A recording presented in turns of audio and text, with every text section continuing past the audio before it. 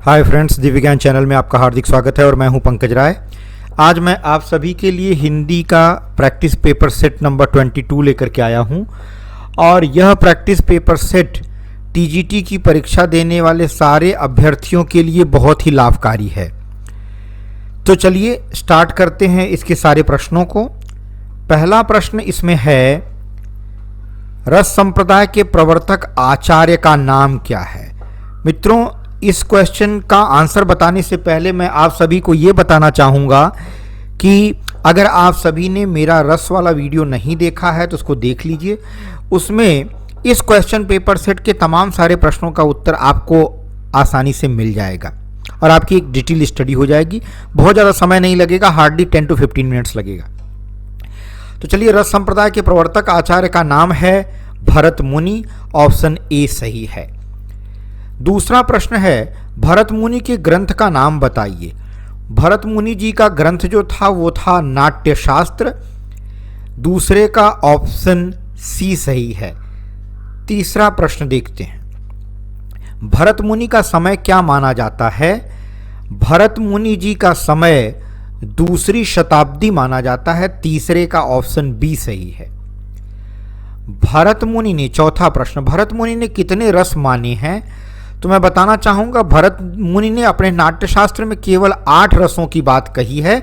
उन्होंने शांत रस को उसमें सम्मिलित नहीं किया था, इसलिए अगर शांत रस को मिला दें तो कुल 9 रस होते हैं, लेकिन उन्होंने अपने नाट्यशास्त्र के द्वारा केवल 8 रसों की ही बात कही थी, क्योंकि उनका नाट्यशास्त्र वेदों के तत्वों पर आधारित था, जिसका मंचन किया जाता था, यानी जिसको नाटक के रूप में प्रदर्शित किया जाता था। और नाटक में शांत रस का कोई महत्व नहीं होता, इसलिए उन्होंने शांत रस को अपने रसों में सम्मिलित नहीं किया। उन्होंने केवल 8 रसों की बात कही है। चलिए, पांचवा प्रश्न, इनमें से रस सूत्र किस आचार्य ने दिया है? 4 नाम आपके सामने हैं। पांचवें का सही उत्तर है ऑप्शन डी, भरत मुनि ने। उन्होंने रस सूत्र दिया था विभाव अनुभाव व्यभिचारी संयोगादर्श निष्पत्ति। स्लो मोशन में एक बार बोल देता हूं, विभाव अनुभाव व्यभिचारी, विभावानुभाव व्यभिचारी, संयोगादर्श निष्पत्ति। उन्होंने संचारी भाव की बात नहीं की थी। छठवां प्रश्न, इनमें से असत्य कथन छांटिए। असत्य कथन कहा जा रहा है, सत्य नहीं। तो छठवें का ऑप्शन बी सही है। भरत मुनि ने रस को आस्वाद मानते हैं। भरत मुनि जी रस को आस्वाद नहीं मानते थे, बल्कि उसे आनंद का विषय मानते थे। सातवां प्रश्न, इनमें से कौन सा आचार्य रस सूत्र का व्याख्याता नहीं है? रस सूत्र का व्याख्याता नहीं है पूछा जा रहा है। सातवें का ऑप्शन ए सही है, आनंदवर्धन। आठवां प्रश्न मित्रों आपके सामने है, रस सूत्र के प्रथम व्याख्याता आचार्य कौन हैं? तो मैं बताना चाहूँगा, रस सूत्र के प्रथम व्याख्याता आचार्य जो हैं वे हैं, 8वें का ऑप्शन बी सही है, भट्ट लोल्लट जी। 9वां प्रश्न आपके सामने है, उत्पत्तिवाद या आरोपवाद किस आचार्य के मत को कहा जाता है? 4 ऑप्शन दिए गए हैं। 9वें का ऑप्शन बी सही है, भट्ट लोल्लट। 10वां प्रश्न आपके सामने है मित्रों, साधारणीकरण सिद्धांत के आविष्कर्ता आचार्य कौन हैं? साधारणीकरण के सिद्धांत के आविष्कर्ता आचार्य हैं, 10वें का ऑप्शन ए सही है, भट्टनायक। 11वां प्रश्न आपके सामने है, लोल्लट के मत से विभावादि एवं स्थायी भाव के संयोग का क्या अर्थ है? 11वें का ऑप्शन बी सही है, उत्पाद्य उत्पादक संबंध। 12वां प्रश्न, आचार्य शंकुक के मत को किस नाम से जाना जाता है? तो इसका सही उत्तर है 12वें का ऑप्शन सी, अनुमितिवाद। 13वें प्रश्न को देख लीजिए मित्रों। आपसे अनुरोध है कि आप भी अपनी ज्ञान परीक्षा करते रहिए, आप भी देखते रहिए कि ईमानदारी पूर्वक आप कितने ऑप्शन को कर पाते हैं।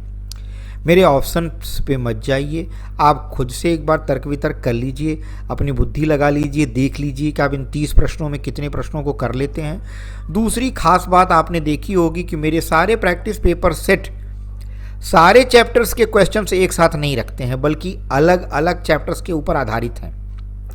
इसलिए अगर कोई एक प्रैक्टिस सेट पेपर सॉल्व करके ये सोचता है कि मैंने हिंदी का सिलेबस कंप्लीट कर लिया, तो मैं उससे क्षमा मांगता हूँ और सजेस्ट करना चाहूँगा कि मित्रों ऐसी बात नहीं है। मैं सिलेबस के हिसाब से चल रहा हूँ। कुछ एक प्रश्न पिछली वाले प्रश्न पेपर सेट में पाश्चात्य काव्य शास्त्र के आ गए थे, उनको अभी मैंने हटा दिया। ठीक है, तो चलिए मुझे उम्मीद है कि आप सारे प्रश्न पत्र सेटों पर ध्यान देंगे। चित्र तुरंग ज्ञान की अवधारणा का उपयोग किस आचार्य ने रस निष्पत्ति की व्याख्या में किया?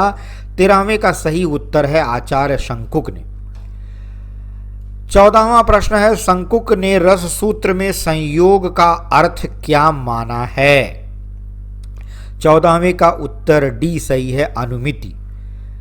15वां प्रश्न, भुक्तिवाद किस आचार्य के रस निष्पत्ति संबंधी मत का नाम है? 15वें का सही उत्तर है ऑप्शन डी, भट्टनायक। 16वां प्रश्न आपके सामने और 4 ऑप्शन है उसमें, इनमें से साधारणीकरण सिद्धांत किस आचार्य का है? 16वें का सही उत्तर है ऑप्शन सी, भट्टनायक का। 17वां प्रश्न, आचार्य शुक्ल के अनुसार साधारणीकरण किसका होता है?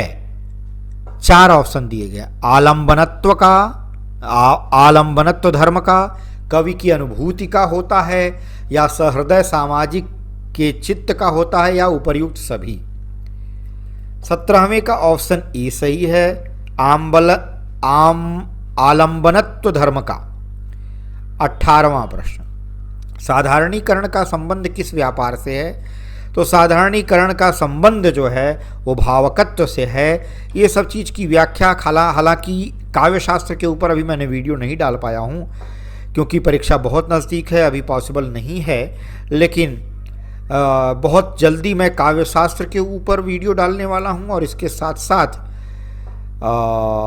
साहित्य का इतिहास, जिसमें काल के हिसाब से आदिकाल से लेकर के भक्तिकाल, रीतिकाल, आधुनिक काल, और आधुनिक काल में भारतेंद्र युग, द्विवेदी युग, छायावादी युग, छायावादोत्तर युग, प्रयोगवाद, प्रगतिवाद, सब पर वीडियो बनाई जाएगी और सेपरेट वीडियो बनाई जाएगी। इसलिए सारे लोग जो इस परीक्षा से जुड़े हुए हैं वे भी, और जो नहीं जुड़े हुए हैं, जुड़ने वाले हैं अगली टीजीटी परीक्षा में, उनसे भी अनुरोध है कि चैनल को देखते रहें।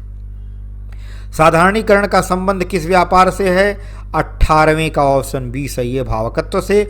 19वां प्रश्न, रस सूत्र में संयोग का अर्थ भोज्य भोजक संबंध किस आचार्य ने माना है? आचार्य शंकुक ने, भट्टनायक ने, अभिनवगुप्त ने या विश्वनाथ ने? तो 19वें का ऑप्शन बी सही है, भट्टनायक ने।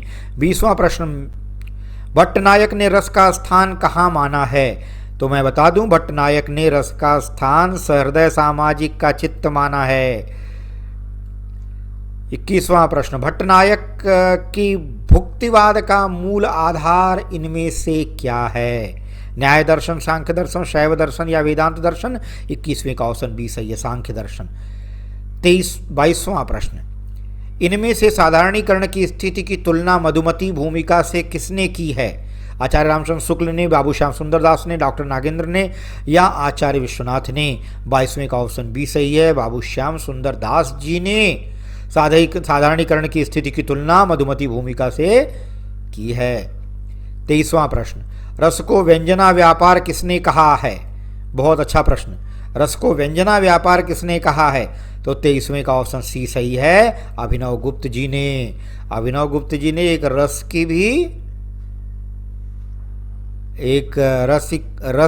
रस की निष्पत्ति भी बताई है और उन्होंने एक रस को जोड़ा है। किस रस को जोड़ा है ये मेरे रस वाली वीडियो में आप देख सकते हैं। 24वां प्रश्न, अभिनवगुप्त का रस निष्पत्ति संबंधी मत को किस नाम से जाना जाता है? 24वें का सही उत्तर है, अभिव्यक्तिवाद के नाम से जाना जाता है। अगला प्रश्न फिर से अभिनवगुप्त का रस निष्पत्ति संबंधी मत किस दार्शनिक मत पर आधारित है, यानी आधारित है? 25वें का सही उत्तर है ऑप्शन ए, शैव दर्शन पर। चलिए मित्रों, अब चलते हैं 26वें प्रश्न पर। 4 ऑप्शन के साथ आप भी दिमाग लगा ही रहे होंगे। रस सूत्र में संयोग का अर्थ व्यंग्य व्यंजक संबंध माना है। एक बार फिर से रिपीट कर देता हूं। रस सूत्र में संयोग शब्द का अर्थ यानी संयोग का अर्थ व्यंग व्यंजक संबंध माना है। किसने माना है? भट्टनायक ने, भट्टलोल्लट ने, अभिनव गुप्त ने, आचार्य रामचंद्र शुक्ल ने। 26वें का ऑप्शन सी सही है, अभिनव गुप्त ने।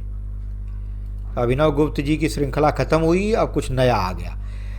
27वां प्रश्न, इनमें से कौन सा कथन असत्य है? असत्य पूछा जा रहा है, सत्य नहीं, इसलिए ध्यान दीजिए, बहुत ध्यान से टिक मार्क करिएगा या आप OMR शीट भरिएगा। 27वें का ऑप्शन सी सही है, रस आस्वाद्य है।